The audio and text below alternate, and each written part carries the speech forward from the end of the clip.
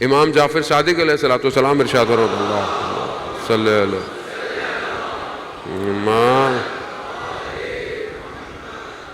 یہ واقعہ میں نے کل پڑھا، یا یہ کل میں نے ایک اور مجلس میں بھی پڑھا، اور آپ یقیناً آپ لائیو سن بھی رہے ہوں گے جو لوگ دیکھ رہے ہیں، لیکن جو سامنے بیٹھا ہوتا ہے اس کو اثر الگ ہوتا ہے۔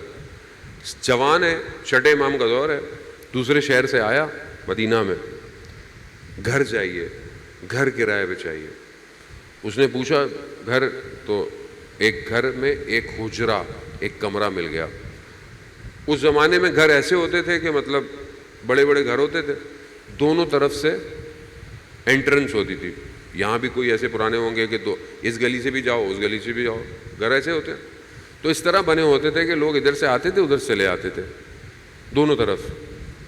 تو جس کا گھر تھا اس نے گھر کو دو حصوں میں کیا ہوا تھا، کسی کو آدھا کرائے پہ دیا ہوا، کسی کو آدھا کرائے۔ تو ایک کمرہ اس جوان کو ملا، تو اس نے پوچھا کہ ادھر کون رہتا ہے؟ تو انہوں نے کہا وہاں کوئی خاتون رہتی ہیں۔ کہا تو پھر میری شرط ہوگی۔ کہا وہ جو درمیان میں دروازہ ہے وہ بند رہے گا۔ کیوں؟ کہا میں اکیلا ہوں، وہ اگر اکیلی ہیں، جو بھی ہے، کم از کم دروازہ بند رہے تو میں یہ گھر دیکھیں۔ جوان دغدغہ چاہیے اس کو۔ تو اس نے کہا ٹھیک ہے۔ تھوڑے دنوں بعد ان خاتون نے وہ دروازہ کھول دیا۔ تو انہوں نے کہا یہ آپ نے کیوں کھولا؟ ہماری تو شرط تھی۔ کہا اس لیے کھولا تھا کہ ہوا کراس ہو۔ وہ جوان سیدھا اٹھا اور امام کے پاس چلا گیا۔ اگر دین امپورٹنٹ ہو، ایمان ضروری ہو، تو انسان سب بیچ دیتا ہے، ایمان نہیں بیچتا۔ ایمان کی قیمت دنیا نہیں ہے۔ اس لیے مولا کائنات فرماتے ہیں نا کہ تمہارے نفس کی کم سے کم قیمت جنت ہے۔ سورہ امام کے پاس گیا، کہا مولا ایسے ایسے ہوا ہے، شرط پہ گھر لیا تھا، دروازہ کھول دیا۔ امام نے کیا کہا؟ امام نے کہا فوراً اپنا سامان اٹھاؤ اور نکلو یہاں سے۔ کہا کوچ کرو۔ پھر امام نے حدیث فرمائی، کہا جب ایک مرد اور ایک عورت ایک کمرے میں ہوں تو تیسرا ثالثہما، تیسرا شیطان ہوتا ہے۔ یہ امام کی حدیث ہے۔ ہاں، کالا امام صادق، یعنی کون؟ سچا۔ اب کمرہ کیسا ہو؟ تو اب آئیے، اب بولے مولانا ہمارے ہاں تو ایسا سسٹم نہیں ہے۔ میرے بھائی چیٹ روم بھی روم ہی ہے، چاہے وہ ٹک ٹاک کا ہو، چاہے وہ انسٹاگرام کا ہو، چاہے وہ فیس بک کا ہو یا اسنیپ چیٹ کا ہو، چیٹ روم یا واٹس ایپ کا ہو، ایک روم ہے۔ اور اگر ایک نامحرم اور ایک لڑکا اور ایک نامحرم لڑکی آپس میں چیٹ کریں گے، تیسرا شیطان ہے، تیسرا شیطان ہے۔ اب آپ کچھ بھی توجیہاں دیتے رہیں، میں تو مولانا صاحب دین سکھا رہا تھا۔ بھائی کچھ ہمیں بھی سکھانے دے دو، سارا تم ہی سکھاؤ۔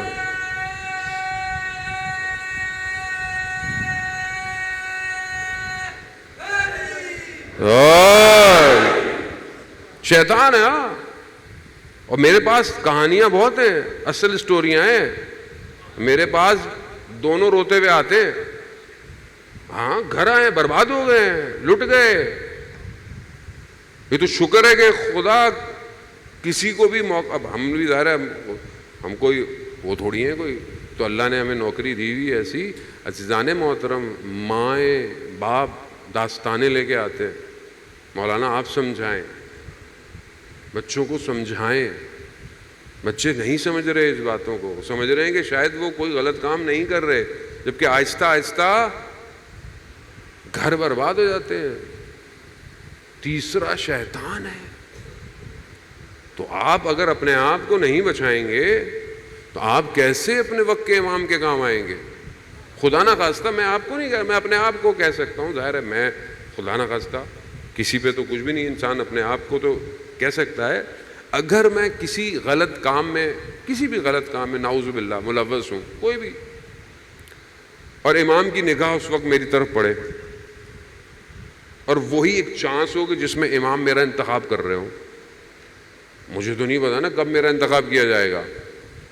جس آدمی نے میراتھن میں حصہ لینا ہو, جو انسان پتہ نہیں کلومیٹر دوڑتا ہے, وہ کیا کرتا ہے؟ وہ رات کو تیاری کرتا ہے یا ایک سال پہلے سے تیاری کرتا ہے؟ ایک سال پہلے سے دوڑنا شروع کرتا ہے تو اس کو دوڑایا جاتا ہے. تو جس نے امام کے نظام میں داخل ہونا ہو اسے کتنی تیاری کی ضرورت ہے, اس کو کتنا ایکٹیو ہونے کی ضرورت ہے. پتہ نہیں امام کا کیمرہ کہاں لگا ہوا ہے, ہمیں پتہ بھی نہیں ہے. کون برابر میں بیٹھا ہوا ہمیں یہ بھی نہیں پتا.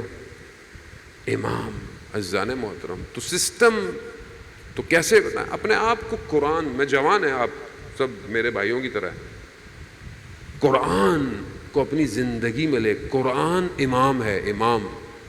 آیت اللہ عظمہ بہجت رضوان اللہ تعالیٰ علیہ فرماتے تھے کہ جب ان سے کہا گیا کہ بس ہم امام کو دیکھنا چاہتے ہیں, امام کی زیارت چاہتے ہیں, تو ہم کیا کریں؟ کہا امام وہی ہے جو قرآن ہے. کہا پھر کیا کریں؟ کہا قرآن کھول کے دیکھ لیا کرو. اب قرآن میں کتنی دفعہ دیکھتا ہوں دن میں؟ نہیں دیکھ رہا. پھر کیا کہتا ہوں؟ الجل الجل. تو جو پاس ہے اس کو تو دیکھ لو. اس کے بعد مطلب آپ سوچیں کہ سید الشہداء نے نیزے پر قرآن کی تلاوت کی. قرآن اہمیت ہے جانے محترم, کلام الہی ہے, اللہ کا کلام ہے. جس کے پاس ہم نے جانا ہے مالک وہی ہے. وہ کہے گا تمہیں زندگی میں تمہارے پاس اتنا ٹائم نہیں تھا, تم میری بات سنتے. قال اللہ, تمہیں سننے کا ٹائم نہیں تھا. ایک اور قرآن کی آیت آپ کو دیتا ہوں, صلوات بھیج دے محمد والو.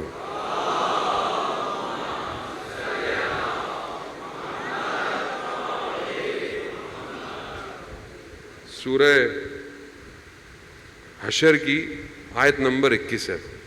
پروردگار ارشاد فرماتا ہے, لو انزلنا ھذا القرآن علی جبل لرأیتہ خاشعا متصدعا من خشیۃ اللہ وتلک الامثال نضربها للناس لعلہم یتفکرون.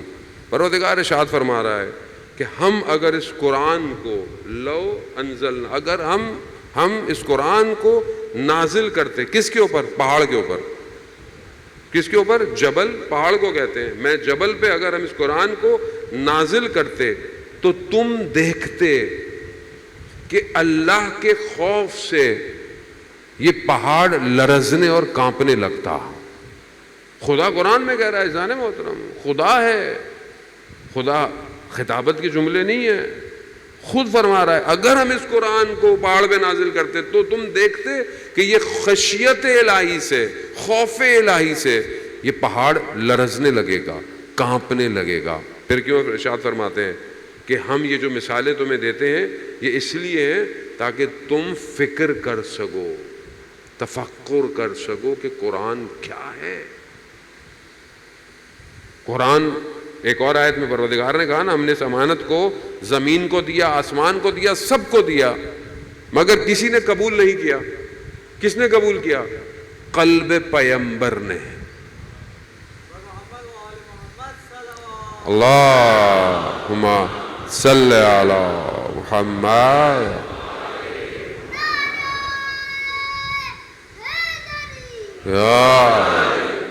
خوب ہم اپنی زندگی میں جوان ہیں.